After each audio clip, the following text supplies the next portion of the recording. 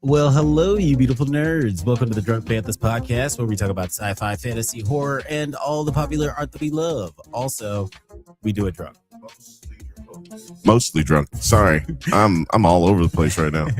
Mostly drunk. Always encouraged, but never mandatory. I am Jedi Master Grayson, and I'm joined, as always, by my co-host and brother Bill. How you doing? I'm doing great, man. Doing good. Doing great. How are you? Oh my gosh, I am.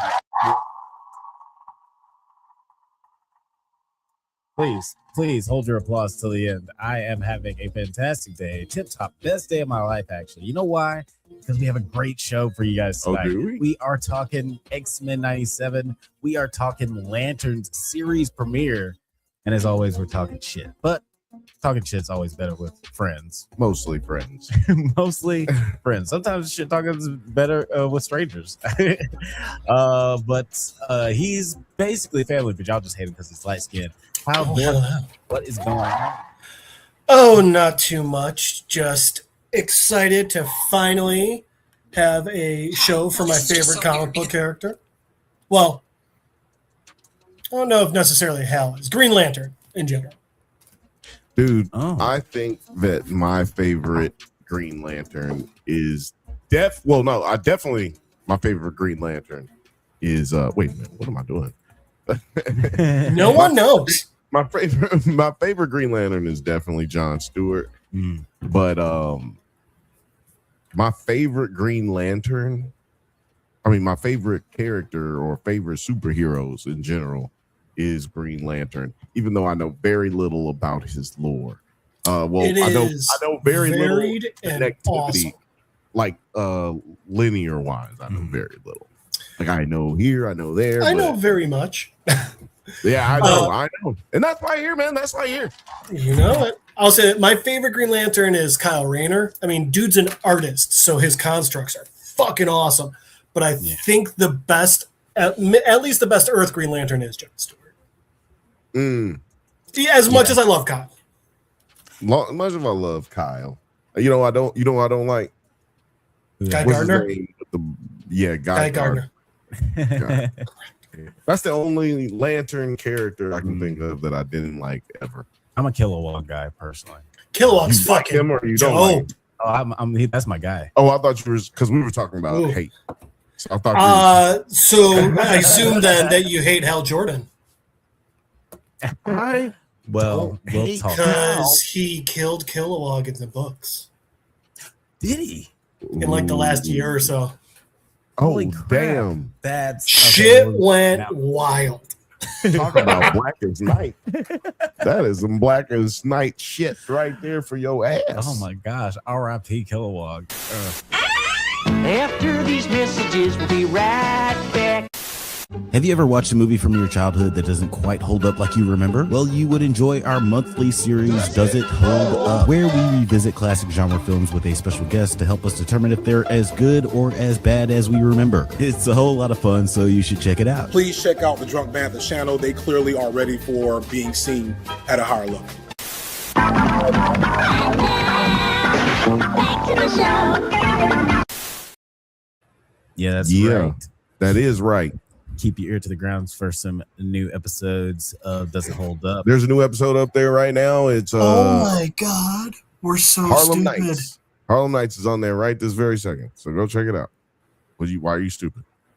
No. We are stupid. Oh, okay, yeah. Well, duh. How did we not Does It Hold Up Ryan Reynolds Green Lantern? For this. Alex was saying that the other day when I was talking. I was like, you know what, man? Can't keep chasing these motherfuckers, man. We just can't keep chasing. There's too much shit. There's too much shit. There's too much shit to talk about. But you know what? We're gonna try to talk about it all. But Indy Navarre's next movie, we just Does It Hold Up a bunch of her Twitch streams. Season 3, man. Season 3 of Does It Hold Up? Oh no, season 4 of Does It Hold Up is about to start. We've just, for y'all who don't know, we've been doing all this a long time, and the views may not show it, but we keep doing it because we like doing it. We're just We're doing it because we love doing this shit. So We're doing it because we're professional nerds. Yeah, professional nerds. So yeah, man, go over there, show us some support. Every little bit helps. I say as I wear my Powerline t-shirt. Oh man, you got to stand up when you know it's me. Is this the best part? It's got the fake tour dates on the back. Oh, you know what? I think you've worn that before, like a few years ago. I like would 4 assume years so. ago. It's one of my all-time favorite shirts I've ever owned. Maybe 3 years ago. Oh man, we've been doing this. Jeff's been with us a long time. Shout out to Jeff. Shout out to Jeff. Yeah, it's probably time to fire that bitch. Hal Jordan. Oh no, we can't fire you. You got too much work to do. We ain't, and we're not gonna do it. See? First job I can't get Oh, wait. fired. I accidentally hit this on it. Sorry. Does it work on yours? Yeah, I can hear. Yeah. No. Oh, does it make my nah? Wow. It does not make your voice do this. Weird. That's amazing is what that is. Anywho, this is a good enough time as any to move along to our first segment of the night. Jeff, we're scrolling down your comic book corner. What are we talking about today? As usual, doing a couple of issues of a comic. So we are jumping into issue 2 of Ice Cream Man, which again has nothing to do with the movie currently in theaters that sucks. It's important to point that out. Ice Cream Man's an interesting one because, as I pointed out last time, the story it's not a story that keeps going one after the other. Yes, the Ice Cream Man is in all of them, but they're all standalones. So here we are, issue 2. And it opens up in just like this quiet suburb with this woman walking around. And she's like, we're reading like what seems to be a written out note or something. And she's talking to her boyfriend, "Dear Jimbo, my sweet, nice Jim." And she's talking about, my love, you're sick. You're so sick. Oh man, I know you've been sick for so long. Dope sick. Laid up all shivers and gagging. And God, my God, if it doesn't just break my heart in 3 seeing you. And like all of her writing is incredibly disjointed. It's all nonstop stream of thought. There's no punctuation. There's no capitalization when it's a new sentence. There's not even capitalization on like the I's and stuff. It feels like it really caught the vibe of someone who is, just kind of going through symptoms of withdrawal and having a hard time. And she's talking about how he's sick and how she's going to try and fix it. And she starts listing off the better days and how they met at a club and how when he walked up, it felt like they were the only 2 people in the room and how they were the only things that were real in there. And it just goes into them moving through the world. And it's interesting as they keep showing them walking through the world, hand in hand, walking through a park. They're the only things in color. Everything else is black and white while they're bright, vibrant, and almost like they're the only real things in there. So we see her reminiscing about the good old days. They met in this club. Then, they fell in love and they're walking through the park hand in hand. And then talking about how, don't you remember, honey, we would stop at the bench. My favorite one was the one right next to that little pond. And then we take key bumps. And we see him literally just taking a bump right off the, they call it a key bump, but they show him almost like he's doing a line off the park bench, which I don't get it. But anyway. And then she's talking about how and we would take the key bumps and we'd feel alive. And then you start feeling me up. And then we'd go and we'd walk home. And then she starts talking about, but then we decided to try the dope for the first time. And it literally shows them tying off rubber cords, holding syringes as they're getting ready to shoot up for the first time in their lives. And while they're still in color and the world's still in black and white, but then the second they shoot up, it shows the entire world is now in color. And she's talking about, oh man, it happened to us right there. The smells of the season, the colorful birds, the air. You could taste the sunlight and know the world was good. And she was talking about, oh, it was so amazing. And she's showing us this beautiful image while we're seeing the reality of it, of her crying, of her literally lying there as drool's pouring down her mouth, and he's tying off because he has to get that hit just as bad. 9, Ice Cream Man the movie is nothing like this. Ice Cream Man the movie sucks. This good. Yeah, he didn't base the movie off the comics at all. Anyway, so then it starts showing what they needed to do because they're like, oh, it was so amazing. We had to keep getting our fixes. And she's talking about, I felt bad that first time. And the first time they ended up robbing a woman's oxygen tank and pawning it. And then she's talking about how she felt so guilty, but he's like, baby, don't worry. I'll carry the guilt for both of us. You don't have to worry about it. Your soul's pure. And then we see them holding up a store, like literally going in with guns and robbing them. And then we even see their damn dealer being like, God damn, this is the third time this week for you guys. But every time they just keep going back. They just keep, robbing everyone they can. But they keep saying like, but it's okay because we came to realize there was no difference. There was no right and wrong. And then it cuts back to the president. We see her, her name's Karen. We end up learning a bit later. But we see her, and she's walking through, and she's looking at Jim. She's like, it's okay. This time, now I'm going to take care of you. And I know you're sick, so I'm the one who's going to go and do something, and I'm going to set it right. And we see she's taking a pistol, and she's putting it into her purse. And she's like, it's okay. I'll be right back. I'll get enough. I'll get us one more fix, and then we'll get clean, just like we've always wanted. And she walks out the front door as Jim is laying on the couch, possibly dead, clearly having OD'd. So from there, it cuts to a completely different situation. It's this older couple, Phil and Alice, and it's just they're talking. He's like, oh, getting old's the worst. You fall apart. I had to get surgery for my spine. Then they give me these pills, and the pills are the worst. And she's like, eat your soup, dear. It's going to get cold. And he's just sitting there, and he keeps talking. He's like, and as if none of this was bad, I had to get 2 surgeries. They said my back would be better, but I had to get 2 surgeries. And he's holding up this bottle, and he's like, and then this bottle, these pills, these they're oxycodones, they make you feel better, but then you're stuck and you're hooked and you have to have them. And she's like, well, you're supposed to take them with physical therapy. And he's like, physical therapy, who can do that? And he's just complaining non-fucking stop. And she's like, well, honey, even if you just get up and walk around the block. And he's like, who do you think you're talking to? You think you don't get it? And she's just like trying to be like, look on the good side while he's miserable. And then at one point he looks at her and goes, this soup is cold. And she's pissed. From there, we cut back to Karen. And she's just full on trying to get a quick fix, so she needs some quick money. She's literally just walking down the street, checking car doors. None of them are open. When all of a sudden she hears this trilling sound, and she looks over, and it's music coming from an ice cream truck. And she jumps in, and she starts driving around. And she's talking to Jim again while she's like, oh, my sweet, suffering, sick Jimbo. I was out and I found a truck. It was a colorful truck and it smelled like summer.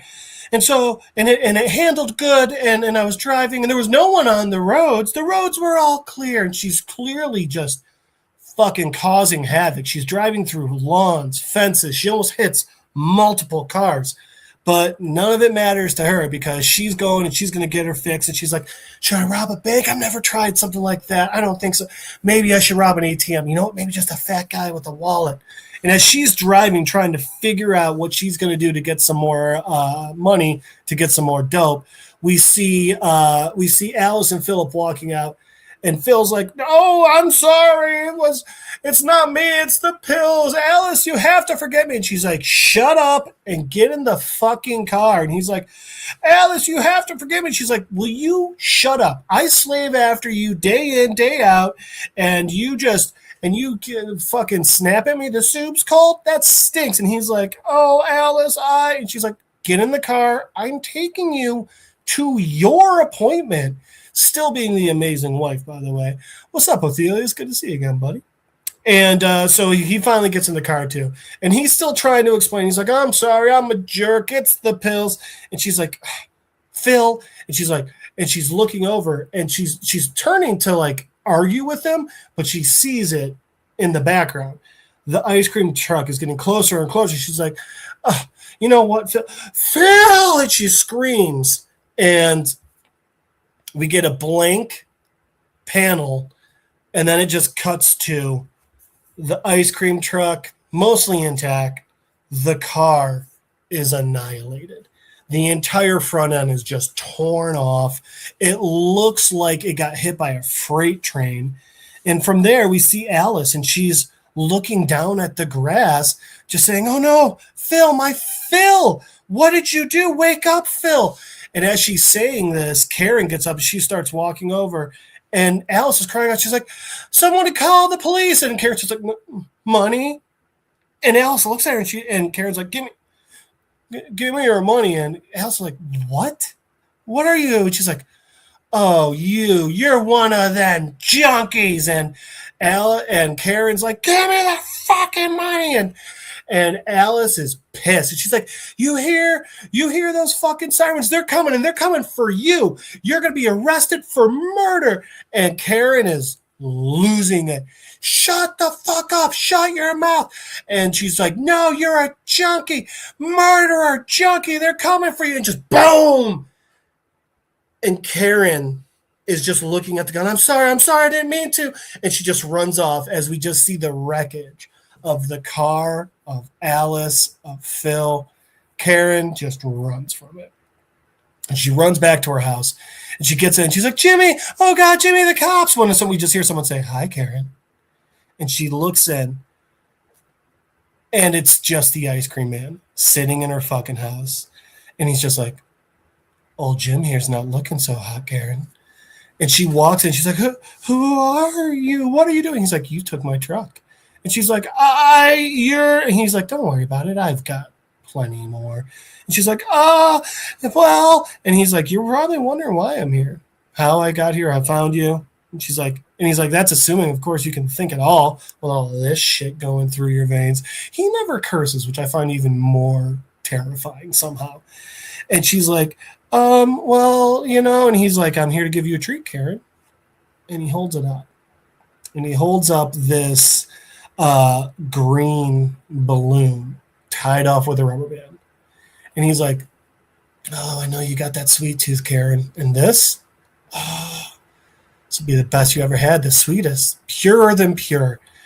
He's like, everything else, it'll taste like it was a microwave dinner. He goes, but here's the deal. And she runs at it, and she grabs it, and he's standing up and goes, there's only enough for one person, I'm afraid, Karen. You're obviously having a hard time. You're a fugitive now, running around, trying to get one more fix before you get caught. Or poor Jimmy, lying there, dying of withdrawal. So I guess it's just a real, he says, and I quote, a real humdinger, right? He goes, you better choose quick, because those sirens, they're getting awful close. And from there, we cut to the house, and it just says a bit later. And the police are there. Obviously, they've shown up, and they're like, yeah, we found them. 2 overdoses.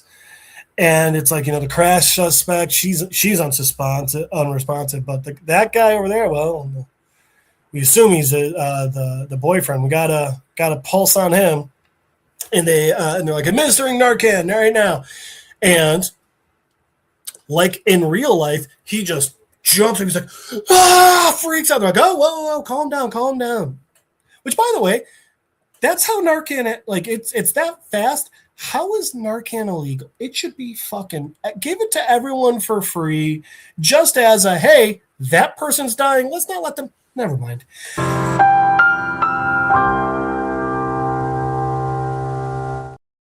So Jimmy wakes up and he's looking at this guy who just saved his life, and he's like, what, Karen? And the guy's like, I'm afraid she didn't make it. Which, were any of us surprised? So we see Jimmy, and he's just losing it. Literally, he comes out of an overdose, almost dying himself, and his girlfriend's dead. And like he picks up her stuff, her effects at the oh, dude, right? How sad is that? Hayden Panettiere. So Jimmy picks up Karen's effects at the hospital and everything, and then we see him at an NA meeting, which amazing way to go, Jimmy. You know, he's there and he's doing it. He's like, hi, I'm Jim. I'm an addict, and Karen's writing to him from heaven, like, I hope you're beating the hunger. I hope you're getting better. You'll be okay. You can do this. And we see him back at that pond, and he's holding his 1 week chip. And then he just fucking throws it in the pond and walks away. Like that week, like that, those steps were nothing. And I'm assuming he's going to go score. And that's the end of issue 2 of Ice Cream Man. Sorry, yeah. Whoa. It's a dark fucking comic. Dark as hell. That's darker than Wesley Snipes. I was just gonna say that. I have a feeling you weren't. Why? This Why would you comic, not say that? this comic is pretty demented. I would be lying if I said I'm curious what's gonna happen next. Yo, had the chat. The chat was lit off of them off the dope though. Y'all had the dope going. You know what I'm saying? Nine and Othelius, they knew what time it was. You know what I'm saying? I was like, hold on, he turned my hair on. Sure was. I'm also not one to like, hey, take like it's the comics, it's the video games, it's this, it's that. But I will say, parents, maybe give a quick peruse before you just buy your kid a comic book, because this would not be the right one to buy for your 8-year-old. Not your 8-year-old. No. Maybe your disgruntled teen. Yeah. Your 9-year-old. Your 9-year-old, yeah, baby. I mean, at that point, he's in the life already. He's in the lifestyle. He's a lifestyle. Oh, that's weird. Hold on, that's nasty. What I just said. Let's not do that. But not with the Reading Rainbow music playing. Not with the Reading Rainbow music. Do you know what you're going to be covering next week? Hold on. He said, "Get Karen." I have a Diet theory. Coke. I have one that I really want to cover, and that is, it's called Dungeon Crawler Carl. It's a novel series that's fucking amazing. It's like, I think it's got 6 novels out already. It's being adapted. Seth MacFarlane bought the rights, and he's making it into a show for Peacock. Yeah. It is, oh, dude, it's going to be so good. You would not believe how fucking funny and brutal this book series is. Well, they made it into a comic. The problem is I'm having trouble finding the comic online. So I've got a few ideas, one of which is honestly going to my local library and getting a library card, because then you can just use the Libby app to read things for free. That's why you Tobey Blanco. That's why you Tobey Blanco right there. Hey, that nigga said go to the library to read. No big deal. So if I can, that. If not, I think I might. I know I've done Green Lantern a few times, but there's a really good pivotal John Stewart one from forever ago that I might cover that if I can't find Dungeon Crawler Carl. Okay. Interesting. That's a nice little tease there, because guess what, guys? Oh, that was supposed to be louder. Oh. Hey. Guys, don't forget to like and subscribe if you're enjoying the show so far. But we're going to get into our next topic of the night. That's right. We are talking about the new HBO series, Lantern. That's right. It only says August 16th because it's just yesterday. Oh! What's up? What? What's going on? Shit. Did something happen? Look, let me tell you something. If this is the equivalent, this is the equivalent of you go to an all black school and then the white dude goes to the bathroom and his dick bigger than everybody else's. Is it that? This is it. This is that. If you were like it, I wonder, is this that? If you were wondering, yes, this is what that is. This is what that is. Oh my gosh. Yes. Wow. It also Fucking lights glows in the dark, Alex. It's really when you touch it with the ring. when you touch, not before. And you can't do it with something else. That's fucking cool. Well, actually, oh wait, you gotta hold on. Don't pull out a dildo. I think that's a fair request. Whoa. Oh shit! Spoilers. this one also lights up and not as good. Oh man! Oh That's very damn! Yellow light don't come through, but we could see Not your as face easily, get yeah. brighter. So Yeah. You can have yourself a Sinestro. saw your face get brighter. So it's like, all right, I'm with it. I'm with it. I can tell what's going on here. Yes, that's right. We are talking about Lanterns, a series premiere. Man, there's been a lot of fanfare around this TV show. Let's go ahead and just get into it. Years ago, Hal Jordan is chosen as the successor of Green Lantern Abensur after he crashes his ship and dies. In 2016, Hal and John Stewart have mentor-mentee relationship and travel to Rushville, Nebraska after John receives a cryptic message from a holographic projection of Hal's younger consciousness within his ring. So that's pretty much the setup for this show. Before we get into the nitty and the gritty, I gotta ask you guys, how do you feel about our first, well, technically our second and third live action Green Lantern in this DC universe? Whoa. Oh, okay. It's not in this DC universe, though. No, it's not. No. Think about the way they were talking. They didn't know the aliens first one in this existed week. until Hal. Right. Excuse me. And what I meant, Sorry. though, no, I'm sorry. I had to sneeze, so I couldn't elaborate on what I said. It just sounded like I just yelled some random shit and then it just was left it in the air.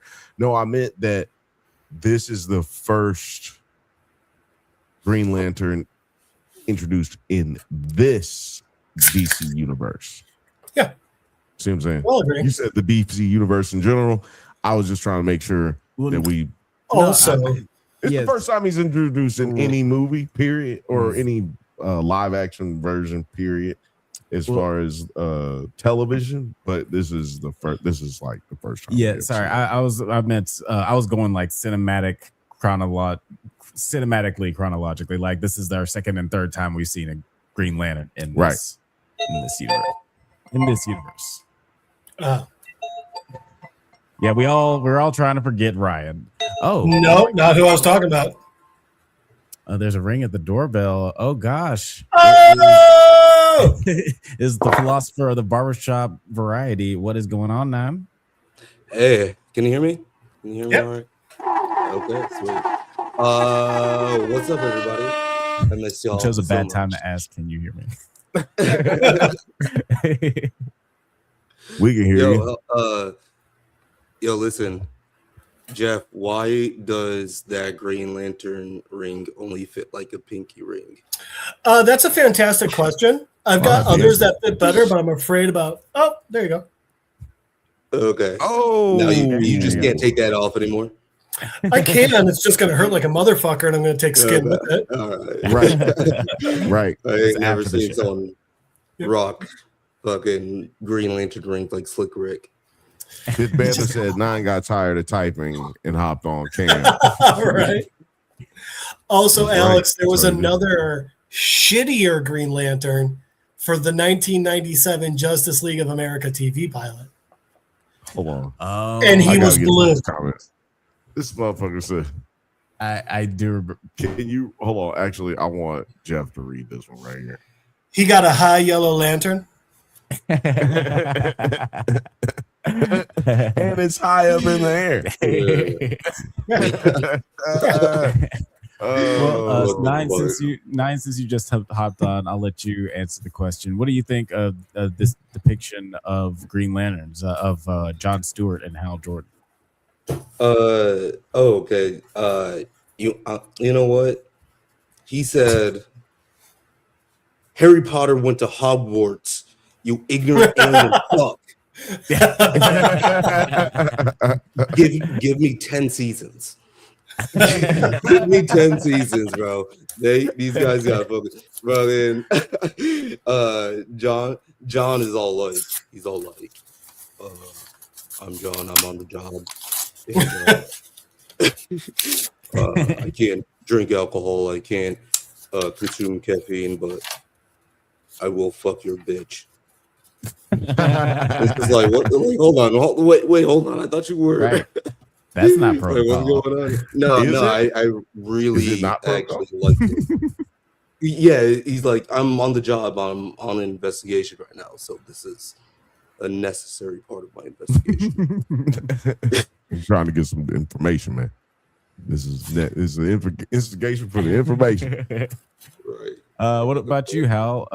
What did you think of this depiction of Hal and John, considering you're the Green Lantern aficionado here?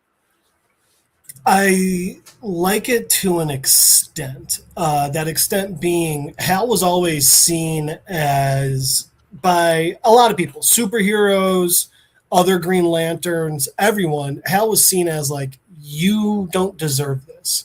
You're a joke. You act like everything's a joke, and you don't really take any stakes real.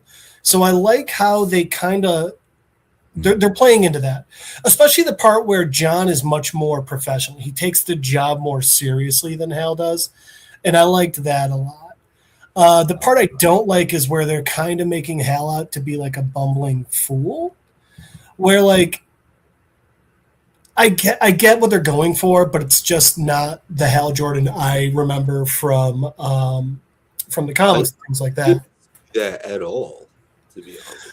Bumbling like that is so hard. Maybe not bumbling, but like, I mean, they were just kind of making him out to be like an idiot. Well, to the point where dude chopping ribs, yes, to the point where dude chopping ribs is like, my daughter-in-law said that you were dumb, like you were a fool or whatever. I don't remember what his exact words were, but he was like able to see through it. So in that aspect, it's also like, okay, so Hal's clearly using this to his advantage. But yeah, it just didn't feel like Hal always felt more cocky than this. It does feel like they're going for a Captain Jack Sparrow type of caricature where like he is seemingly a fool, but he is still like 10 steps ahead of everybody else. And while also drunk. Mostly drunk. But I didn't hate this depiction of him. What about you, Bill? What did you think of this depiction of John and Hal? And like you already mentioned that John's your favorite of the two, correct? Like character wise. Oh, in the comics. Yes, character wise, he's my favorite, man. I fuck with John. First of all, I'll start with Hal. Hal, you know, you could predict it when you heard about this movie. I mean, this TV show getting greenlit. You heard about it. You was like, lanterns, so it won't just be John, even though we were promised John Stewart. It's like the Marvels. It's just like Marvels, the Marvels, excuse me. So I was expecting Hal to be that, scruffy white guy with I got problems. I've been drinking, you know what I'm saying? a little something, little nip of something. I'm not drunk right now. You know what I'm saying? That kind of dude. And we got that. And he, I guess find you an Emmy Award winner when you have like one kind of movie star but TV star, and then you got another like TV star. It's like maybe we fill that gap with a movie star. I mean, with a TV star that's got some awards on it, and beef this up a little bit. I think it did his acting does bring it up a bit, bring the series up a bit. Which brings me to John. my nigga, I'm gonna need you to work a little harder. Work a little harder, my guy. See, I was already kind of upset because he was light skinned, and not because he was light skinned. Because I don't like light skins. I'm just saying. I'm just saying that if we made the Black Panther light skin, niggas would have a motherfucking Not just John should be making audio books for insomniacs. Like that is his, that is what he is giving right there. He's got mad low energy. I don't like most of the things that he has said, which is very little, which is another issue that I have with the character. The way they've built him so far is just okay. I understand Jon Stewart is very stoic, but he's funny, which this character has shown some bits of funny, but he's just not very talkative. Like stoicism doesn't equate to silence. Yeah. So like two of the quick things there, like so Fifth Bantha brought up this isn't young Hal Jordan. This is close to washed up old Hal Jordan.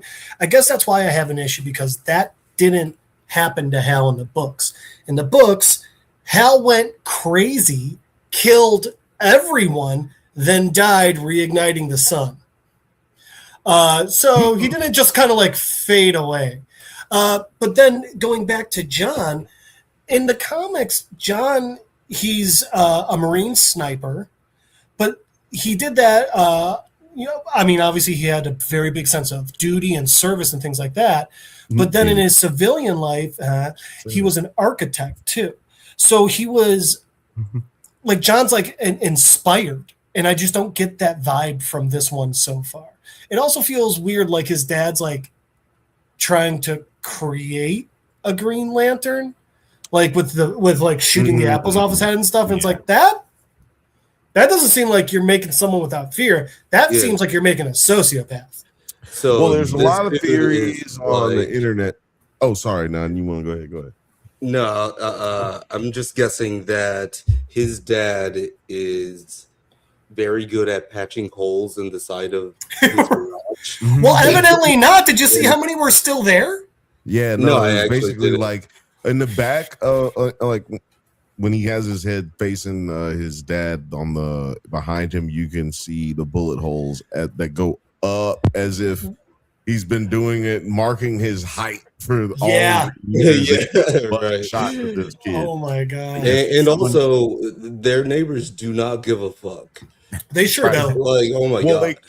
You don't know what he's done over the years. Just living over there, they know what time it is. They say, "Oh, you got neighbors on the one side who are like, I mean, we all know about William Tell. It's whatever." And then you got neighbors on the other side like, he's shooting at his kid. I'm not saying shit. That's right. Yeah, and he's doing that accurately every time. He's got 4 kids and he's doing it every single day. Every time I hear that gunshot, every morning I expect to see one less child. But they all come up out of there, and I don't know what. It was the Jackson 5 in that bitch. They got 3 kids left. Right. There's a lady next door washing dishes. Oh, the Stewart boys training again. Like, just what the fuck? To y'all's point, it's Fifth Bantha said in the chat, the shooting the apple off the head. Man, I about shit my old pants. About shit his old pants. Oh man! I do Shout out to Lil Frothy. We got everybody in the chat. Shout out to everybody in the chat. If you're watching, say something. If you see something, say something. I do want to get into John Senior, which it's funny. I heard I was listening to a podcast earlier, and every time they said John Senior, I was like, I thought that they were saying John Cena. I was like, he's not. Well, he could be. You want to know? Could be. No, his hips are too bad. I told you. Go back and watch this season. His hips is fucked up. But yeah, speaking to like John and Hal, I like both of these actors. I like the actor who's playing John. He's pretty much playing the exact same character he did in Rebel Ridge. And Hal is kind of playing, nobody knows what that is. You gotta say that it was on Netflix. Which is a Netflix original series. There you go. You should check that out. It's pretty good. and I get a Hal's shtick. He's basically his character is. That's what I do. I drink and I know things.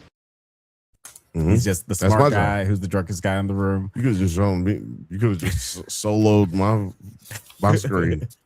But That's my job. I'm not loving their chemistry together. I don't know if it is because John isn't very verbal, but it doesn't feel like as much of a like J and K from MIB type of buddy cop situation. Which it was very adversarial when they first met in the comics. It wasn't until Hal earned John's trust that it became a real partnership. You know. I really do think that that's a core race thing. Core. Yeah. To yeah. Thought you was gonna say because he's racist. Like we're supposed to be seeing their relationship build up, right? Yeah. Matter of fact, I think so. No. Well, not even. I'm not necessarily. I'm not talking about. I'm hitting the button.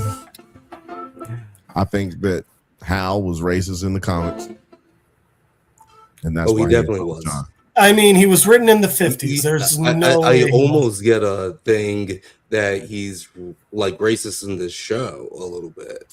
You know what I mean? Like, or not like just bigot, or at least bigoted, you know, in a certain way. And I think that's coded in like, you fucking alien, you know, like, dude, like this dude is a cop for real. You know what I mean? You gotta be a little bit bigoted towards aliens. There's definitely like the starting quarterback losing the job to the new guy kind of energy, that kind of hostility for sure. Some Willie Beeman. And I figured he was just pissed after all those years on Friday Night Lights, and this fucker's interrupting a football game. Right, I was thinking Longest Yard, not Longest Yard. Any Given Sunday. Oh yeah. Sorry. But yeah, I forgot what I was saying. but not important. Go to the next thing. Alien, John and Hal. Rookie, veteran quarterback passing off to a rookie. That's where.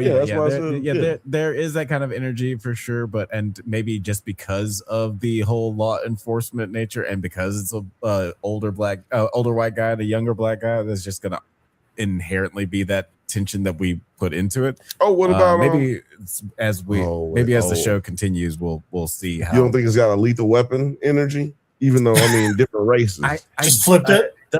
It does feel like they're trying for a Lethal Weapon, or not flip it, but flip the ages, but not the personality. Yeah, no, it's definitely going with those archetypes, but I don't feel like it's. I don't know if it's the writing or if it's the chemistry between the two actors. Like again, I'm not saying like how much they like each other, just like how much the actors are bouncing off of each other energy wise. Like I just don't feel like their chemistry is that great. Maybe it's set up that way on purpose. We'll see as the show goes on.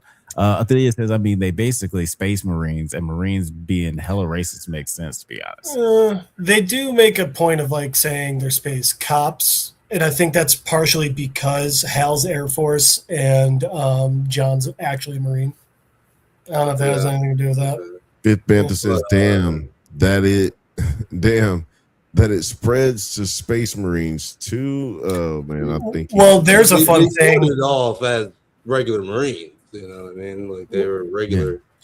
Well, in the comics, every other Green Lantern thing is basically racist against humans. They think we're all just dumb and backwater, which I get it. We would be considered that. And what is like so you can just like expand that to aliens, like illegal aliens. I don't think it's like heavy-handed or whatever, but I think that like that theme is being set up there. Like, well, I definitely got that from if not from Hal so much, I definitely got it from like the father-in-law who bailed him out. Like that guy's clearly like, oh yeah. I mean, he's clearly he's talking about extraterrestrials, but he's clearly talking about We'll get into Will Macon a little bit later, but I do want to rewind back to the first scene of the episode where we get a little flashback. I guess it's not a flashback; it's how the show starts. But we go to 1996. How are you chosen for this chunk? Is there a test? It's only one question. Are you afraid? And you said no. I did. Kid's worst fear is losing a parent. Once that happens, there is nothing to fear anymore. Now Jeff. Oh God, I just got emotional. Jeff, you did mention about how there is something eerie about John Sr. and his weird preparation, it seems like, for John being Green Lantern. It seems like there's a lot of questions to be answered there, but does it seem like there's something weird going on with him? Shooting apples off his son's head. Yeah, I think something might be odd with him. Maybe he just had a bad day at work. I don't know. Yeah, I mean, like, by the way, Othelius, yeah, basically the Lantern, the entire universe sees humans the way Frieza sees Saiyans. And I'll say this, the Guardians of the Universe, the little blue guys that started the Green Lanterns and run them all, they tried to do things that way. But yeah, so it seemed weird to me. Like, I don't even like Hal doing like the interviews or anything. Like, he's not wearing a mask and everything. It's just one I was like, what the fuck are we doing? How many here? more you got? Topic. But huh? Oh, anyway, sorry. You're good. Oh, so anyway, but the whole thing is, originally it was like, yeah, a Lantern can know no fear. A Lantern can never have fear. It's the one thing we don't deal with. You know, you have when you get the ring, it says, Hal Jordan of Earth, you have the ability to overcome great fear. Welcome to the Green Lantern Corps. And a writer named Jeff Johns did a really cool thing when he rebooted the entire Green Lantern series, where he did change it. So I'm wondering if they're going to address that and kind of go that way. And the whole thing with that is, it's not that Green Lanterns don't know any fear. It's not that Green Lanterns are never afraid of anything. It's that despite the fear, they have the willpower to enact, to do something, to stand up. That's what makes a Green Lantern powerful. Ooh-wee! This nigga got some $1 million words, don't he? I love doing that when it's a white person just saying it. And we love it too.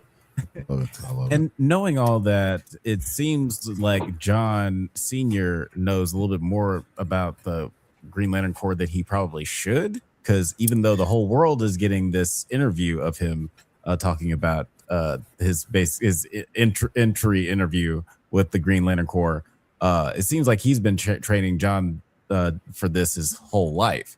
So, do you think that John Sr. maybe has some relationship with the Green Lantern Corps that we're not familiar that we need to learn about?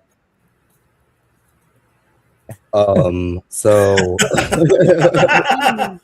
this is like Terry, but like 3 years ago. Could you repeat the question? Do you think that John Sr. is basically he has a prior relationship with the Green Lantern Corps? Because it seems like he's been training John to be a Green Lantern his whole life. Yeah, what I thought was really interesting about that scene too is when he said, "Did he say his real name?" Yeah, and I was just like, "Why?" Like that's your first question. Like it did seem like there was something there. But I think that also just like goes along with there has to be something about this dude that happened where like people have fell out of favor for him, you know. So like I'm expecting to reveal like this dude fucking did some like maybe like Homelander shit, or I don't know. Just like he's just Jesus Christ. Sorry, I was thinking about something. I like the top of your forehead. I don't not Jesus. So does Bantha.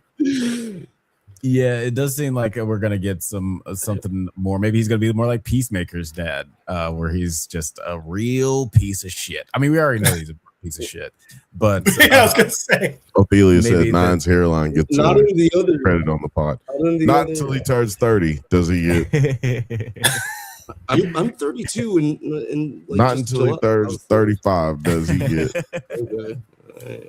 Just gonna keep moving the goalposts every 5 Well, minutes. no, his hairline, not him. He gets credit on the pod. The hairline gets it's in his The contract. hairline's still strong and intact. Yeah, the hairline is strong it's with just- this one. So Just honey and berries. Juices and berries. Later, we get introduced to who was sure to be our villain, Billy Macon. Sorry, Alex. Hal agrees to meet Carrie's father-in-law, William, who arranges for Hal to interrogate the suspect of the shooting in Nebraska. During the interrogation, Hal exposes Sanders as an alien, and then Sanders detonates a bomb in his body, but Hal uses the last of his ring's power to contain the damage. Now, I did like how how he got into a fight to interrogate old dude, but then that didn't work. Like that was awesome. So basically, that scene was basically manufactured so that John could sleep with that lady. And I did like the joke of like, what is going on? Am I old or did Bill Hader? I mean, not Bill Hader. What's his name? the timeline felt weird. A little How in bit. the hell is he a granddaddy to this little kid? And They're in bumblefuck nowhere. But how can they have kids young? How can the lawyer be playing the dad? I mean, the son of old buddy from SNL. I just don't see that because they like the same goddamn age. So he was just like, I wouldn't laugh unless that was really true. You know, about like them all being related and shit. Yeah. So but it might be he said everybody knows each other. He didn't say everybody related. That you trying to get that's what y'all people from the north do. Y'all try to act like Southerners is all fucking each other's cousins and shit. Nah, nigga. That's some weird nigga shit. That is what someone from Alabama would say too. Oh, that's some weird shit. I was born in Detroit. Methinks he doth protest too much. Exactly. I was born in Detroit. Actually, both of us were born in Detroit. So yeah, but you got a Southern soul. No, I just read, and motherfuckers don't be fucking their cousins in Alabama. It did seem like a contrivance. I mean, it seemed like I don't know. There are a lot of things that this show is bending over backwards to just contrive little creativity, I guess you would say. Like, there's not like, it seems like the ring's going to lose its power, so we're probably going to get a couple of episodes where we're not going to get a lot of ring.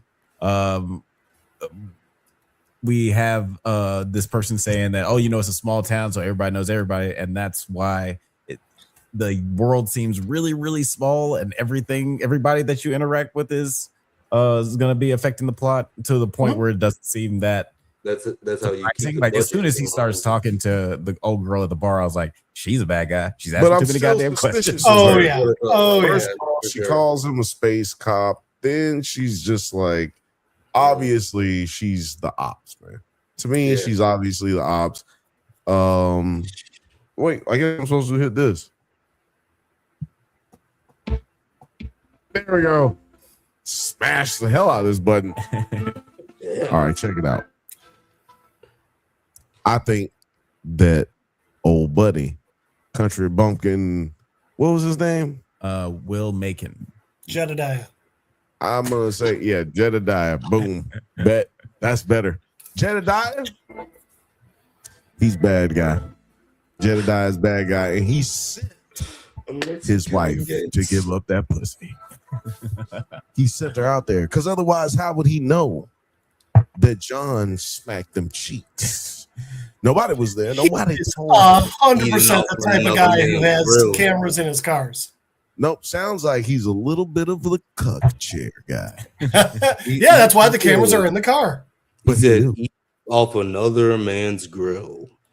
And first off, like, is that what people down south say? Is that Bitch, you better be joking. Well, they're in Nebraska, so yeah, exactly. They're in Nebraska. You're literally closer to you're literally closer to them Is that than anybody in the South. I mean, what people on the ranch say. There you go. That works. Well, yeah, I guess you know what? Yeah, compound. That's got Waco vibes all over it. Exactly, compound. It ain't it ain't a plantation unless niggas is picking cotton. Fifth Bantha. She definitely described it to him when she got home. That's good. That's exactly what happened, dude. That's exactly what happened. And he's sitting there saying, slower. I did like the joke in that scene when they tried to go with Hal's plan, where he's just like, they might beat the shit out of me. You know, don't intervene. He's like, no, I won't. I love that. And then the plan doesn't work anyway. So then he ends up, but he's still able to interrogate the dude. So it's like, why didn't he just get to interrogate the dude at the beginning? I would have preferred, like, instead of him going to jail, like, get introduced to the sheriff's husband, right? And then the husband's like, hey, I want you to meet my dad. Like, I'm good for that amount of introduction. Mm-hmm. I don't need a frivolous action scene that really just leads us to introduce John into this woman who's clearly the bad guy as well. She's clearly what's her name? Star Sapphire? Ra's al Ghul's daughter. You know what I'm saying? Talia al Ghul, This is a clear Talia situation. Very much so. And I'm not mad at that because it's DC. Yeah. Tally it up. Family. Tally it up. Thing up. But you know what I'm saying? But is she not too young to be playing a granddaddy? I don't know. Maybe I'm granddaddy. I'm not upset about it. I don't know. Yeah. Granny porn just changed for everybody's algorithm if she's a granny. I mean, Marissa Tomei played Aunt May. Hey man, let me tell you something. We're not gonna talk about her and look. We're not gonna do that. I met her, so she's like I felt weird for 18 seconds, then I felt good. It just felt weird that I always thought it was so weird that sounded so gross. Yeah, I'm not even gonna touch that. Let's talk about the end of this episode. In 2026, John returns to Rushville, where Carrie shows him dead and frozen Hal, who's also missing his ring.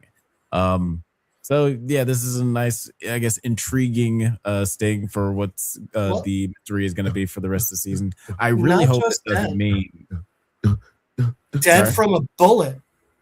So it wasn't like, I mean, maybe an alien came down and was like, I'm going to disguise this, but like it wasn't like something tore his head off. It was clearly a bullet hole.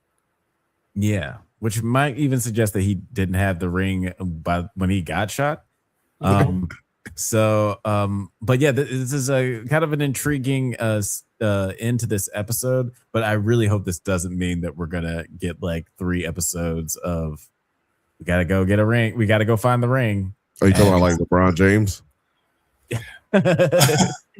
Ring chasing like LeBron James. Gotta go find the ring. I gotta go find the ring. I gotta go find the ring. It's Philadelphia up here. I will say this. I like that they're doing it like it's a mystery they got to figure out. Because something that's important to remember is DC stands for Detective Comics. So it's supposed to be the heroes are figuring something out. It's not supposed to just be beat them up. It's supposed to be solving a crime. So I like that. Goddamn crime. I will also say, I don't know how much I want to reveal here. Every color in Roy G. Biv in Green Lantern's world corresponds with an emotion. Talk about it. I think we got a big hint when Hal and John were in the car for something that's going to happen later. And so, wait. Go ahead.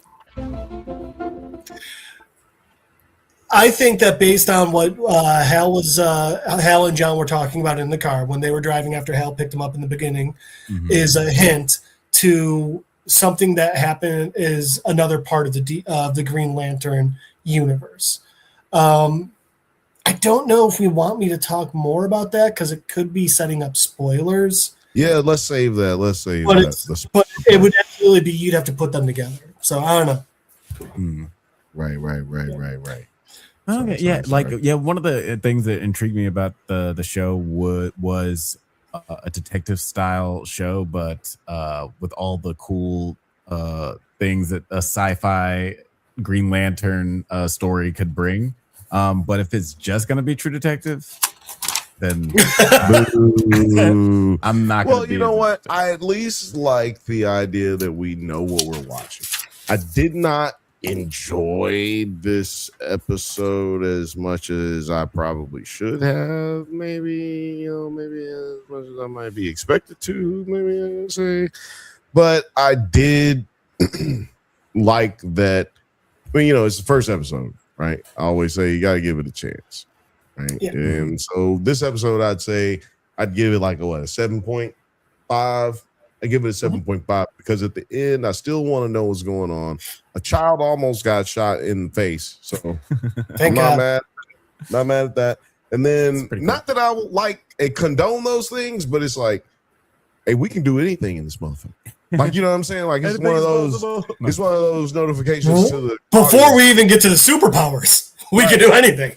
We could do anything. Anything might happen in this motherfucker. So I'm mad at that, and I just I feel like they cleaned it up at the end where now I'm hooked. Like I need to know what's gonna happen next. I got enough little ring power stuff to make me want to like, oh shit, I need to see more ring stuff. I feel like it's a strong opening episode for a show, for a series. Yeah, but I definitely need to hear more from the only black person in the entire series. I need to hear his voice, at least words. You know what I mean? Like, just like, I know you want to go, that's not talking. That's not enough. That's not enough. I need words on the page. Yeah. But obviously, all of this has already happened, so it's just a matter of waiting until next week. What would you guys give this series? This episode a rating for? Whatever mouth words. I would give it a 6 point. I was going to say, are you looking to that? No. I'm thinking. Yeah, I would say a 6.5. 6.5. Oh, damn. That's a damning grade. Okay. Sure is. Sure is. What about you, Hal? I mean, shockingly, I already know what it is rated, but I personally would give it high sevens. I'd say like a 7.8, I think is a fair rating for it, which, by the way, I think for a brand new series is a good rating for the first episode. I think the first episode of anything, a season, anything is hard, but for an entirely new series, which, by the way, like, there is so much lore behind Green Lantern, I think it is tricky. So I think that they did a good opening episode. Honestly, like, there were parts that I didn't like, but I mean, they were very minor. Honestly, the biggest thing I didn't like was they made a point of Hal bringing up Abin Sur's last words. His last words in the comic are actually a big thing that's brought up in several issues. It's not fuck you or whatever. It's he looks at Hal after he gives Hal the ring and goes, "An Earthman, never thought I'd live to see the day." And the thing is, like, Abin Sur had such little fear that he literally made a joke in the face of death. And like, I just hate that we've never seen that. I agree. I think so too. Yeah. Well, I think he's going to do that a lot. That's a possibility, but there's also a possibility that, like, how I like looking at Game of Thrones or House of the Dragon, rather. It's like we're watching the true telling in the TV show, and what's been held as the source material is really just a secondhand, third, fourth, fifth hand account of what happened. So therefore, you use the what we're watching as true canon, if that makes any sense. Because like John said, he's like, I mean, the story I know can't be true, right? And the story that he knows is the story that we would know, at least as far as we can assume. What rating did you give it? I gave it a 7.5. What would you give it? He gave it a 7.8. Jeff, Hal, of course, he's biased. He's Hal Jordan. And Alex was hating because there was too many women in it. Yeah, he gave it 6.5. It was confusing. All two of them. Women. He's 6'5". That's what Alex said. Yeah. Oh shit. Okay, so yeah, I think I like this show a lot better. There was like a point like halfway through, I was just like, oh, the pilot. I thought the episode name was boring. It might be fine. Yeah, no. Oh, that's a good point. I didn't even catch that. That's a good point. The pilot. When you're talking about because it's Abby Sur, and he's talking about the pilot, and they're also like pilots and whatever the fuck. Right? Yeah. So I love pilot. that, and I think I just like the aspect of it being just a detective procedural, and you just use the powers sparingly, and I loved when he used the lantern to like commit money fraud. Like, that is so fucking funny to me. Right? And I love like the whole chain of command type of shit. Like counterfeit is king. What is a Green Lantern? I wish we would have seen the bubble wrap. When John fell in the car. Yeah, that would have been dope. I do say all of that to say I'm giving it like an 8.5. Oh, that's very interesting. I really liked it. Very interesting. This show. Jeff, would you like to tell the reason good why people? I'm on? Yeah, of course. Would you like to tell the good people what the rating was? Yeah, sorry. Currently, 4,443 votes. That's a lot. Everyone agrees with 9. Everyone agrees with 9. It's an 8.5 on IMDb. Oh shit! Okay. So yeah. I was okay. You got it spot on. Hey, listen. Which is weird. I think it was fun. I think it was a really fun watch. I agree. Because the series is rated an 8.4. There's one episode rated 8.5, but the series overall is an 8.4. Yeah, I don't. I'll tell you what. I'm excited to see the rest of it. I don't want to hold it up because I would have just gone on a diatribe about IMDb. They're racist. Yeah. But anyway, continue, Alex. Is that it? Yeah, we're done. We're gonna. All right, I'm out of here. No, I'm joking. Oh wait. We're gonna move on to our next topic of the night. But guys, before we do, just sorry, Othelia said 8 for me. Let them cook. I fuck with it. Okay. Yeah, we'll see what the series holds. We got 8 episodes of this show. We got 9 episodes. Okay, that's why 9 is on. Why not just 10? Yeah, because of budget reasons and union dues. Yeah. Speaking of only 9 episodes, let's get into the series finale of our next topic, X-Men 97. Oh, I actually haven't watched that.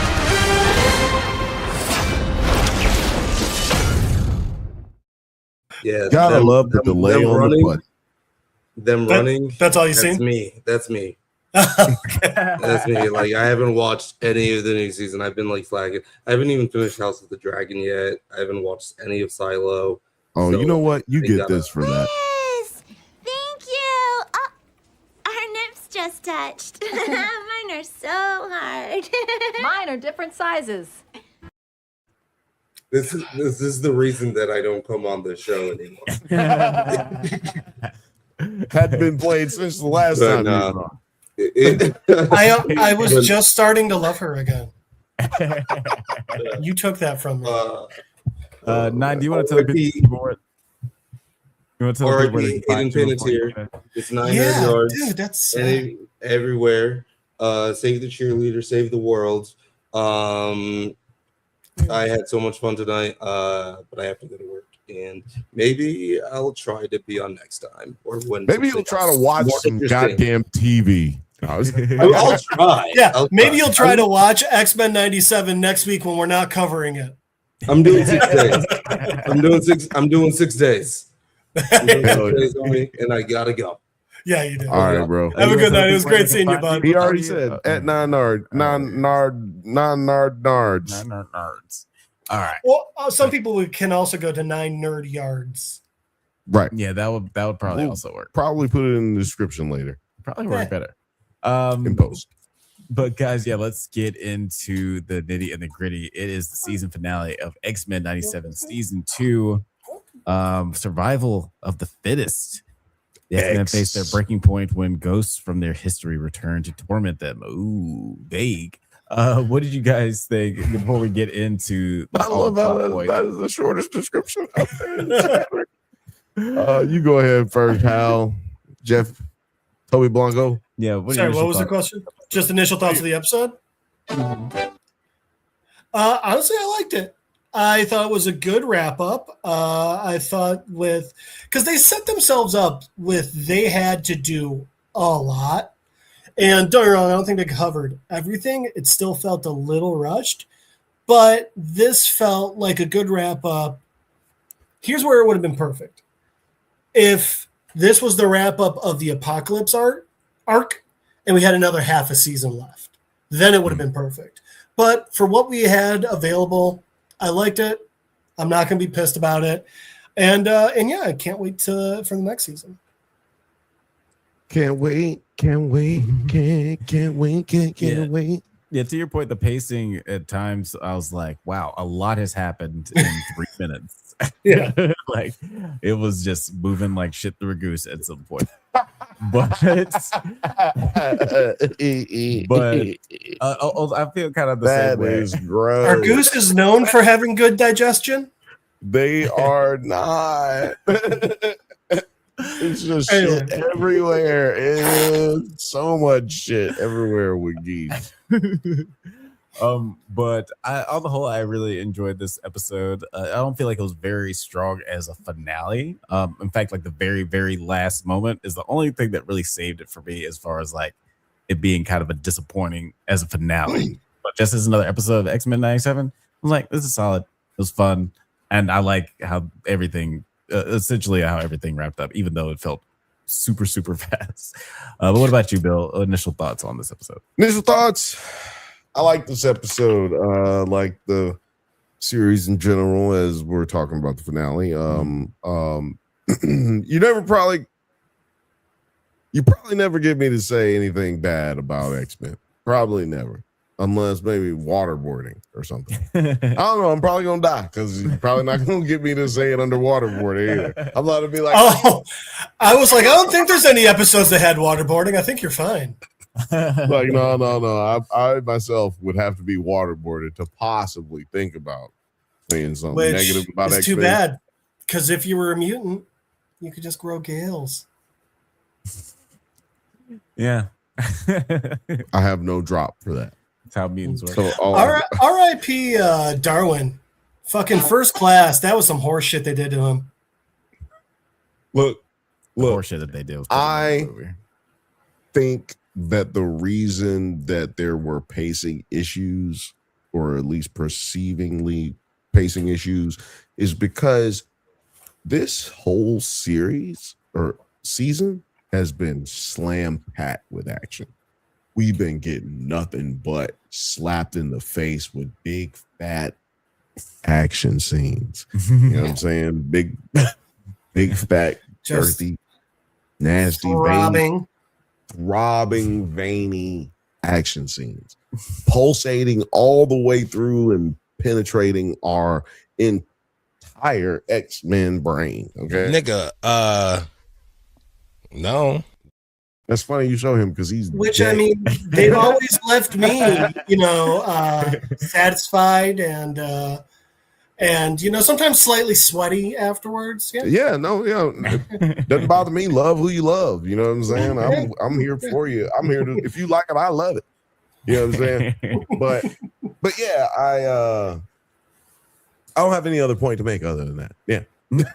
Yeah, to your point, yeah, it's been a lot of action. And this was a lot of action and a lot of story. So that could have contributed to just like the super fast. Yeah, it's like once you're seeing that in the finale, how far up can you take me as an animated show? Right? Like you've done a lot of action, and to me, it's probably a mistake. You could consider that a mistake for you to treat your show like a movie or treat your show like it's live action when it's animated, because you can't escalate more than you have. You have to rely on your storyline, even Which though I think it's they did well. animated. They definitely did that well. I just think that because I feel like if anything, we had like some fights with the Sentinels or X Factor that were cut for time a bit, but not to a point where it pulls away from the story or the action that we did get at all. No. Sorry, no. I just think that for people who had an issue with the pacing, I think it's just more so that we've been hit in the face with so much action throughout this series. Once you get to the finale, unlike Game of Thrones or House of the Dragon, for instance, is what I meant to say. Season 3, we got a finale that was just pumped full of action and hit us in the face. But the season throughout, we had lulls of that, and we didn't get into just laugh out loud. Yeah. In this series, this season of X-Men, we've literally got nothing but a steady dose of just action, and I've loved it. And I love this episode, but I feel like that might be the reason certain people have issues with pacing. And that was at least 1 minute of me talking right there. I'll tell you what, if this came out back in the time, if this came out back in the time of those 90s, those Saturday morning cartoon shows where every show is this actual length, I don't think it would have felt rushed at all. I think it would have felt like, yeah, that's exactly what you get out of an episode, especially an episode ending a season. But yeah, I think it's that we now get shows where they're like, oh, we got so much more we want to say or do. Make it a 70-minute episode. And it's like, what? They're 28 minutes. What are you doing? Yeah. Right. Yeah. 31 minutes is what we got typically in this season. Did y'all feel like it's good that they're sticking to kind of the standard of cartoon television and sticking to 30 minutes, not trying to drag this out into an hour for every episode? No. What did you think? No, I think you like the way they're doing it. Yeah, I like the way that they do the show, and I think that extending, though it doesn't seem like it's that much more time, I think extending your show to an animated show to an hour does put a strain on like writing and animation. Like they gotta draw so fast. Yeah. Yeah, like I mean, like honestly, like the pencil mileage is a lot more stringent when you have like an hour-long show. We see the differeces. There's a lot of other factors, but shows like Invincible compared to like 30-minute shows like My Hero Academia or something like that. Invincible's an hour, right? Yeah, Invincible's an hour, like give or take on average. Right. So that contributes to them, like they got to fill up that time. So I think that this saying it at a half hour does help them just focus more on story and animation and making it as good as it can be, rather than trying to stretch it out to an hour. Maybe suffer in some of those areas. I agree with very little of what you said, but you get to the exact same point of the crux of what I was saying. So I'm not mad at what you said, but most of what you said I didn't agree with. Well, I really agree with the last part of what Alex said. I agree with you that I think that also keeping it to this time frame also is like, okay, you got to step your game up as storytellers. You don't get to just take as long as you fucking want. You have to take advantage of every minute you have, every second you have, and you have to tell a story properly. I think when you get good restraints, that's when you get good results. Yeah. All filler, no Put killer. that on a t-shirt, God damn it. Wait, all killer, no filler. Put that on a t-shirt too, and then put on the back part. Wait, all killer, no filler. How about like make 7 up yours? Never heard of that before. That sounds genius. Put it on a t-shirt. So in this episode, Beast, Rogue, and Nightcrawler find ship abandoned by Apocalypse, and Rogue uses it to speak with Eson. He removes the the External's power from her, but she convinces him to give her the power to stop Apocalypse and save Gambit in exchange for her life. So because this is such a I feel like we're all gonna have the same opinion going through there. We all saw what was coming next the second day she flew off. Yeah. So I'll just my question, I guess, is rooted in do you think that because Othelius brought it up here, they killed the only nigga that wasn't supposed to die? Oh, did you want me to read that comment? Well, I was gonna get you to do it, but I was already talking, so I figured I'd just okay, yeah, I'll just go ahead and read it. Fair, very fair. And I kind of agree. It's well, if we were just gonna kill Nightwing, someone who didn't have really anything, Nightcrawler, excuse me, didn't really have any reason. Sorry, we was just doing DC. Now we're gonna go to Marvel. I mean, they killed Nightwing too. It's cool. I'm glad that we didn't have to do this the entire series. I'm glad these weren't back to back because I'd have been fucked up the whole time. You want to have a shot. Books. But yeah, because he didn't really have to die series wise, stories wise, to connect anything. I think that it would have been better if Rogue had died. What's the point of a sacrifice or her going into sacrifice to make that sacrifice? And then ultimately just not doing it. I felt like that was just that was dumb. That was dumb. And that was the one criticism that I would have about this entire series, really. Othelius just said in the comments, no, I was talking about the dude from First Class. Darwin. Yeah. Yes. Correct. The guy whose superpower is not dying. Yeah, they killed him. Also, yeah. Killed him. It did feel emotionally empty. I was talking to you about this off pod, how I don't know why Nightcrawler's death felt kind of empty, and it's probably because it didn't have any dramatic relevance. There wasn't any reason for him. Yeah, he was in the episode. The series enough. Yeah. For it to make you feel something, but it didn't have nothing to do with what we was even talking about. Right. It's is it going to be Rogue or is it going to be Gambit? It's it's going to be Nightcrawler. It's oh, wait, what? What were we talking about? It's literally if I start talking about Green Lantern again. Right now. It's literally if I start talking about Nightwing. Yeah. And then Dick Grayson caught one in the chest. It really has nothing to do with anything. Look, I like how our setup is I can look over and it looks like I'm talking to Jeff. Hey, Jeff, let me tell you something. Alex, get the fuck out the way. Let me talk to Jeff real quick.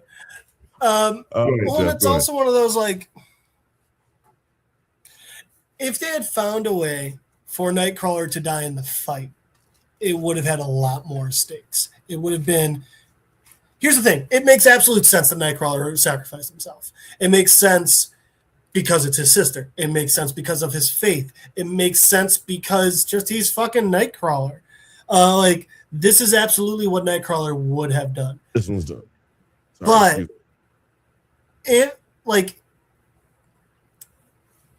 it's a superhero death. So it's like dying peacefully as a superhero.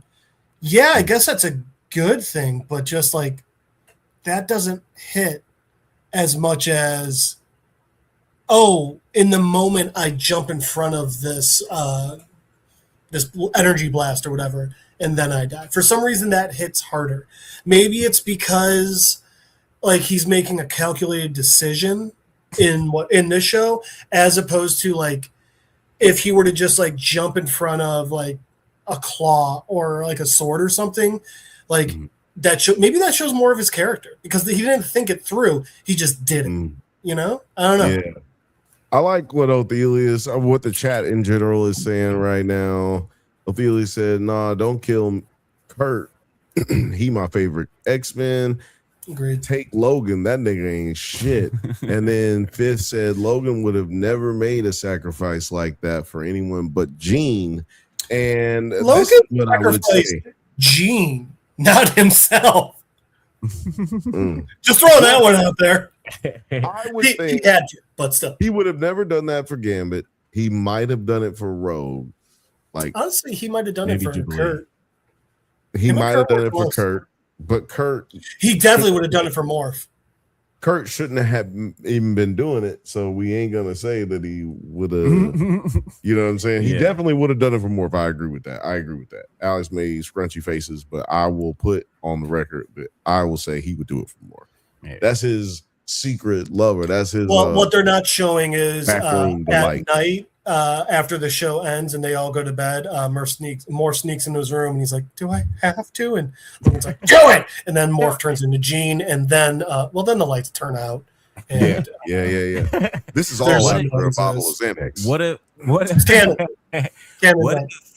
what if when Kurt walked into the portal, then like Beast walked into the portal, then another X-Men walked into the portal, and they just kept kind of doing that.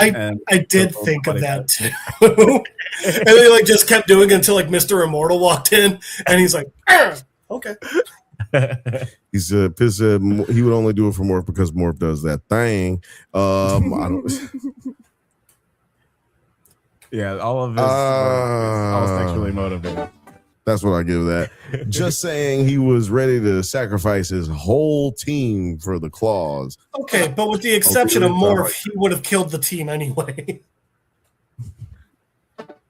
That's when I also- can't reach the ooh wee drop. That's what y'all are getting from now on. You make a good point. It hitting. Yeah, but I know that Morph would do it for Logan. I'm not sure about the other way around. But then later on in this episode, Gambit, after a huge tussle between Cable and his future parents, his present parents. He's the future. Yeah, his future present parents. His of the parents, present days. his parents from future past. Exactly. Cable straight up shoots Gambit in the head, and he believes that he's achieved his destiny, but this unleashes Apocalypse, who transforms Gambit's body into a monstrous form. Can we just say that's the brainwashes dumbest all shit of that has ever fucking happened? Cable's the one that shot Hal Jordan. Dead ass. That was a pretty good shot. Shot him from a whole nother dimension. Right. Pretty fucking amazing. No, you know what, man? Fuck that. That was stupid. That was so really dumb. So dumb, dude. Like, they showed me that they shouldn't have had Cable too involved in this situation. Just shouldn't have even been there because he's too OP. Is exactly the reason that I will accept the blatant disrespect of not putting Storm in this series more this season. I will say that that's okay. I know there's a lot of people noticed that Rogue wasn't in the season a lot. Nobody talked about the fact that Storm is in triple less, 3 times less than literal Rogue. goddess who then goes on to lead the school and the X-Men, and she's Right. not in it at all. What the fuck? The second leader of the actual current X-Men, and if I'm not mistaken, the eventual leader of the second team of X-Men, like the X-Force. Anyway, I'm going anyway. Point being, I will give them a pass on that because she's too OP, and they should have chosen a way to write Cable out of this season. Because I was looking at it when I was looking on Disney Plus. I'm looking at the episode list and whatnot, and the thumbnail for the last episode of season 1 is very similar to the thumbnail for the last episode of season 2, which is they both include Cable, or they both have Cable in the thumbnail. And I'm like, we really should have gone a different way this season, or at least at the last 4 episodes, because I love the way they did this series.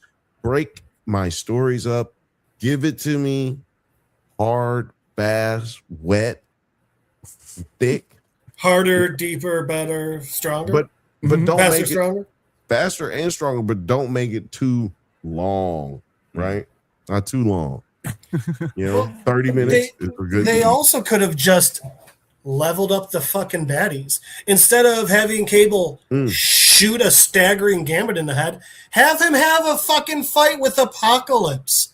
Like, I mean, there were ways to utilize Cable with his strength and still give it stakes, They could have just not even having to go that OP. They could have just had 3 horsemen in the movie. I mean, in the show, let's actually create this. We saw 3 horsemen, but they didn't really do anything. I think it was episode 3. Oh, no, they did get also shot in the head by Cable. Right. But to your point though, yeah, let's get more of that instead of just having Cable come in and have to fight his parents because he's too fucking OP. Yeah, and all the cool stuff that we saw him do while he's fighting his parents. Then when we do get Gambit Apocalypse, but by the way, disgusting design. I fucking hated that. It was so bad. Apocalypse with a trench coat is horrendous. And the side part, what the fuck? It's like why would he do that? But then he liked his hair like that. When we finally he ain't had hair in 20,000 years. That is the thing to remember. He can genetically alter his body. He chose that form. That's right. That's what makes it worse. You look gorgeous. But yeah, even with when we get this version of Apocalypse, we don't see Cable do anything cool to fight him. He just keeps shooting him. He's like, oh, frivolously. Yeah, it's like, do you want to try something a little bit more creative? You were pulling all kinds of cool shit out against your parents, and now you're just like, right. This machine gun is because none of it works. Nothing that he does works against Apocalypse, but because he's been named the person who's going to kill Apocalypse, he for some reason thinks if I just keep shooting. Bro, another show where stop listening to goddamned prophecies. Please stop. And then his sister should really tell him, right? Because his sister's the one that came up with the prophecy, and she only came up with it so that her parents would teach him so that they could possibly get rid of Apocalypse. She ain't know shit. She don't know what the fuck is going to happen. She has no idea what is going to happen. Somebody should tell this man that was all made up. Tell him Santa Claus does not exist, please, because he is not aware that Santa Claus does not exist. That's a very sad situation when you think about it like that. This nigga is really chasing the Easter Bunny and Santa Claus, hunting them down. Yeah, it's a pretty. One day I'm gonna kill Santa Claus. And even that didn't really hit hard for me. The whole prophecy kind of crashing down in front of him. Hola, Senor Charlie E. What up, Charlie E? What's up, motherfucker?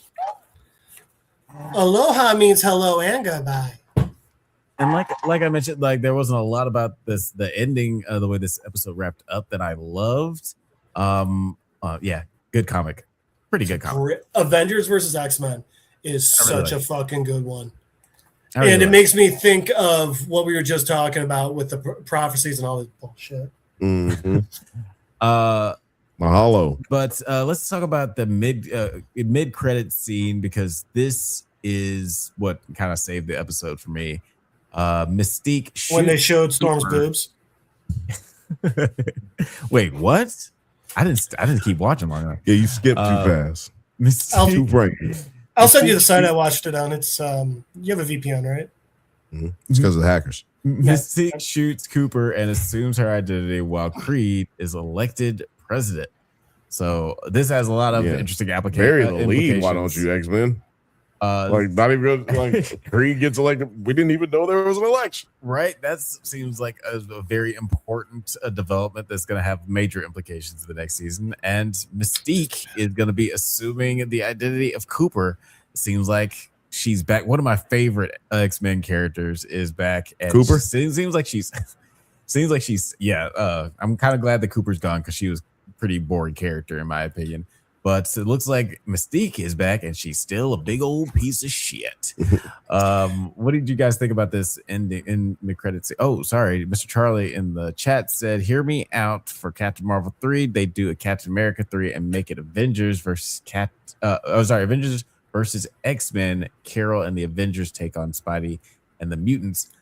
I do think that an Avengers versus X-Men would be a good idea. Like after Avengers Doomsday era is over, that would be a good way to get people hyped for another event movie like the Avengers. You would need to put a lot of work into it. There's a lot of X-Men lore that would have to happen first. And if you set it in the Savage Land, that's actually closer to Secret Invasion. I like most of this. Captain America out. Like I like where you're going though. We take Captain America and replace him with somebody else. You know what I'm saying? I'm How about Falcon? So I think what he was saying is that is Captain America he's talking about? Well, no, I think what he's saying is that they pull a Captain America 3 like they did with Civil War. Okay. And like with Civil War, I think that they would sort of truncate it considering they haven't gotten that far in the lore. They'll just like do a baby version of Avengers versus X-Men. I hope they learn from the mistake of Cap 3 and don't try and do a truncated version. I hope they go all out. You mean the mistake of making $1 billion? Yeah, the story, but I mean, it's just the story behind the actual Civil War. It's so much more tragic. It's literally an entire grade school gets blown up because some heroes can't fucking handle the responsibility of being a hero. And that's what causes the whole rift. It's so much more tragic. Charlie said it would put Carol and Rhodey versus Kamala and Spidey. Race war. I mean, Civil War 2 is very much like that. And it all centers around Miles. It really would be.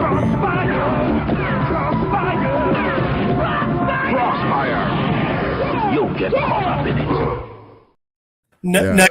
Lanterns, that's what Hal makes with his ring.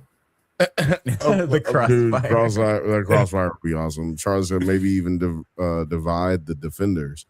I like more so divide the new Avengers, the Thunderbolts. Take somebody off the Thunderbolts and place them into your. I like it. I like what you're doing. Lanterns versus X-Men. I like that video game. Comcast or Capcom. Excuse me. I said Comcast. I ain't paying them no more money. I'm paying y'all no more money. Charlie also said like they're all having personal connections. So Ophelia says so Defenders coming back. No, they're never bringing Iron Fist back. I don't. I just saw Danny Masterson somewhere at a thing. Well, first off, you saw him in prison. That's different. Well, wait, is he in prison? I thought I saw him. Danny Masterson is Hyde. Right, that's right. From that 70s show. That's right. What's his name? Danny Brand. Danny Brand. That's right, Danny Brand. I seen him. I know I've seen him somewhere. But yeah, and Luke Cage, they're supposed to be doing that. Haven't announced that it's canceled. But they have been canceling all the other Black shows, so who knows? One thing that Marvel likes to do, as we saw with Homeboy from Inhumans getting brought back in Doctor Strange 2, they like to have somebody be redeemed. Like they like redeeming a character that was seen as kind of lame before. So I could see them bringing him back with just better writing. I like the idea of heroes for hire. I mean, I think that's what's going to happen. I think that's how they're going to bring Iron Fist back and not bring back Iron Fist. You know what I mean? And we did currently isn't he Iron Bullet? We did a interview with the choreographer, fight choreographer for Iron Fist. And he said that it was his fault. Yeah, he said that it was his fault, Danny's fault. He said it was his fault, the reason that all the choreography looked weird because he didn't try to actually participate in any of the Which is crazy because he took martial arts lessons leading up to it. That's what he said. That's a good point. He did get in much better shape. And maybe he did take the martial arts lessons and thought when he got on set, he probably thought, well, I'm not going to worry about taking anything from this guy because this guy is just this guy. I took from in the TV show of this. We see the actor being like, I don't get it. I mean, I took a bunch of martial arts classes, and it cuts to a past of him watching old Tybo videos. Yeah. Mr. Charlie said as a mini movie. No, I want a whole series. I want a whole series. I am not one who subscribes to Marvel TV is dead. I'm not one who subscribes to that. Shout out to the new Vision TV show that's about to come out. We will be talking about it here. Finally, WandaVision gets some spinoff that has been teased for literally I had a 6 buddy. years. The first Marvel Disney Plus show finally gets a sequel. I had a buddy who I was like, dude, I saw the last episode of WandaVision before him. I was like, dude, you're going to love the ending. It was so good. Da, da, da. And he watched. He's like, you thought I would fucking like that? I was like, yeah, it was great. He goes, all that like flying CGI laser stuff. I was like, no, the fact that she set up the ward in the background while no one was noticing and was fucking brilliant about it. What the fuck are you? Is that all you saw? Right. There's a lot of stuff going on. That was now I will say to your friend, to be fair, that was the worst thing about that 100%. show. Yeah. But that show was amazing. Let me ask y'all, what would you rate this episode? And then what would you rate the series? Series or season? Both. So you can do one. Or tell me which one you're doing first. Episode, I've got it pulled up, but for me, if I were rating it, I would give it like an 8.7 or an 8.8. I thought it was a really good ending to a season. And again, I think fitting as much as they did into the 23-minute time constraint, or I think it was 29 minutes. I thought they did a great job. There was a lot that they got in there, and I did like that. The things that I didn't like were the things that were kind of cliche, but I'm fine with that. Season overall, I would go probably like an 8.5. I really enjoyed a couple episodes that I was just like, I don't really like. We can skip over this. Like Wolverine getting his claws back. Okay, it could have been a subplot in another episode that was 3 minutes long. I would have been fine without that. And like the Savage Lands episode, it's like if you go into the Savage Lands and you're barely dealing with dinosaurs and you're barely dealing with Khazar or whatever his name is, like, come on, let's have some fun with this, Yeah. So yeah, for the season, I would go like an 8.5, and then for the show overall, the both seasons put together, I'd go back up to an 8.7. I'm really enjoying it. I think it is a fantastic extension of the X-Men that we luckily grew up with. And I think that they're doing such a good job of progressing the story while still giving us that nostalgia dopamine we need. Yeah, I'm going to go with 8.5 for this episode. I'm going to go with a 9 for the season. The season was just balls to the wall the whole time. Very little lulls. The only lull was probably the post-credit scenes that they had that didn't really lead to much. You know what I mean? Like, so I would... like Arrested Development. Right, yeah. The Wolverine episode is probably the one that had the lowest care. Like, I cared the least about, but it still was a dope-ass episode. So... shout out to the whole series. Yeah, I'm giving the series a 9 so far, the season a 9 so far, and I'm giving the episode an 8.5. Okay. Mr. Charlie said the season was kind of weak, but it holds up to how 90s cartoons didn't have a linear flow. 7 for the season and 7 for the last episode. Okay. 7's still a good rating for television. So. I mean, there's shows that have gone seasons of just being in the mid 6s, and they keep getting really fucking nude. Right? Yeah. Top 30 television shows. Gentlemen, Right? sick. Yeah.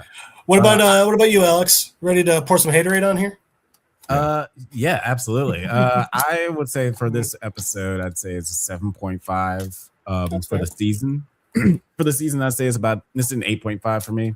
I still think this season was really strong. A lot of What you great gonna do with episodes. the 0.5? Might as well give it a 9 this season. I might as well give It's it a solid an 8. B. It doesn't get a plus or a minus. It's fair. It's a check. No check plus, no check minus. We're good. Yeah, right. But yeah, like I enjoyed a lot about this season. There are a lot of the storylines that I thought that were really great. The animations continues to be great. We have some nitpicks about some things, and some things I thought was just like straight up stupid. But ultimately, I thought the series has been great. I'll give the series all the whole as an 8.5 as well. It's just like both seasons are just picking up the ball from the old 90s cartoon, and it's doing it better, in my opinion. Even though I always liked that original show, I think it's just graduated for just the maturity of its fan base who loved the show back in the day. Charlie said, yeah. Oh, I was going to read that because I have a follow-up. Charlie said, have you seen My Adventures with Superman, the finale?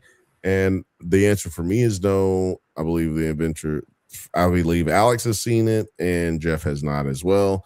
But I will let you know, sadly, that I believe there will no longer be any more episodes because Mr. Quaid has already said that he basically said his goodbye. So if it does come back, it will be with a different voice because he said his goodbye on Twitter. So shout out to him, did his thing out there. Everybody loved it. But when Baby Quaid says he's out, baby. Fifth Bantha agrees with you, says the show is epic. So does Othelius. Also, Fifth Bantha crashing out. Night, buddy. Hasta next week. See you later. Simulation Presents joining the potty, pal. This season was great. I fuck with that. The Superman finale was dope, said Othelius. And Charlie said there's an episode this season called The Death of Superman was epic. I'm going to check it out. I've truly never seen the episode. Seen an episode from the series yet. Probably the same for Jeff because he didn't watch it. I'm going to get him. I'm going to get him a t-shirt that says, I didn't watch it. Well, we can actually just get like a slip cover for all the books that I'm holding up. And Othelius said, damn, Jack said price of the brick going up. And Mr. Charlie said it's Bat's X-Men levels of masterclass episode. By the way, I got to watch Batman animated series on Amazon. I haven't watched it yet. Oh yeah, the Cape Crusader. That's but go ahead, Alex. Get us out of here, Alex. Go ahead, Jeff. Then Alex. I was just gonna say, fans agree with us. That was a good episode. They say 8.5 for the episode.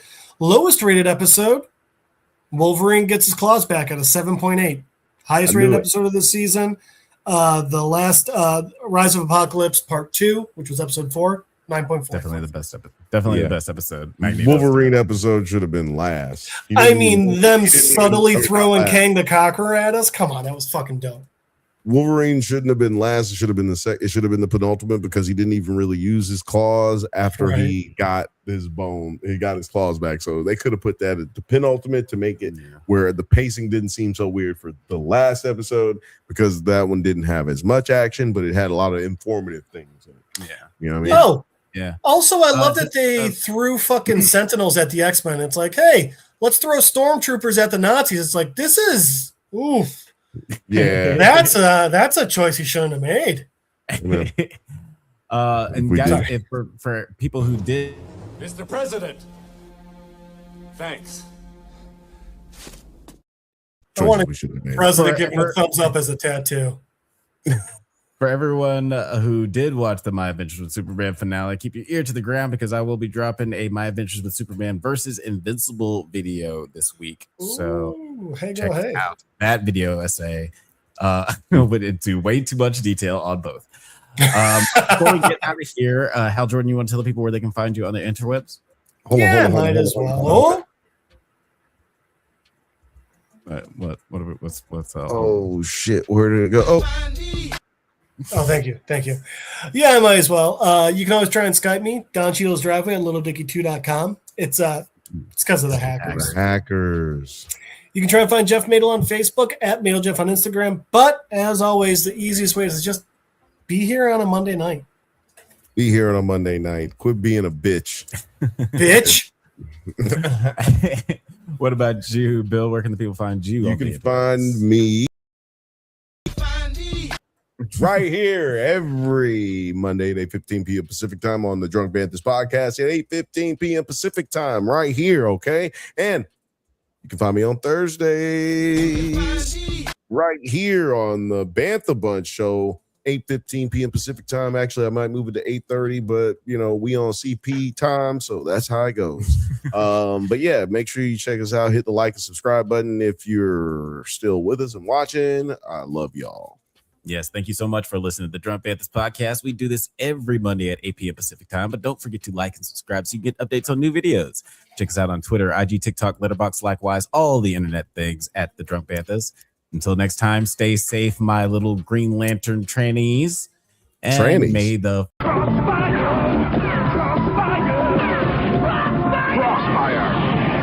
You'll get caught up in it.